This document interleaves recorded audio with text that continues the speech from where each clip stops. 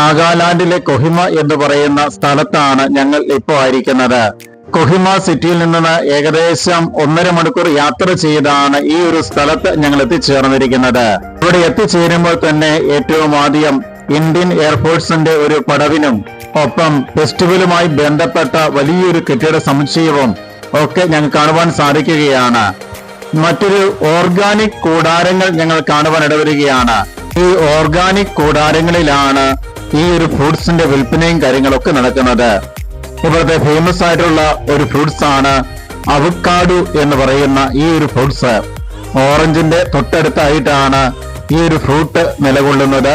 അത് ഞങ്ങളത് വാങ്ങിക്കുകയാണ്. നല്ല വിലയുള്ള ഫ്രൂട്ടാണ്. 250 രൂപയാണ് കിലോയ്ക്ക് വിലയാകുന്നത്. ഓർഗാനിക് ആയതുകൊണ്ടായിരിക്കാം അല്പം കൂടുതൽ വിലയും നൽകേണ്ടി വരുന്നത്. ഈ ഒരു കൂടാരം നിറയെ ഓർഗാനിക് ആയിട്ടുള്ള ഏതാനും ഫ്രൂട്ടുകളുടെ പ്രദർശനവും വിൽപ്പനയും ഒക്കെ നടന്നുകൊണ്ടിരിക്കുകയാണ്. അതുമായിട്ട് ബന്ധപ്പെട്ട സ്റ്റാളുകളാണ് ഈ ഒരു ഭാഗത്ത് മുഴുവനും ഞങ്ങൾ കാണുവാൻ സാധിക്കുന്നത്.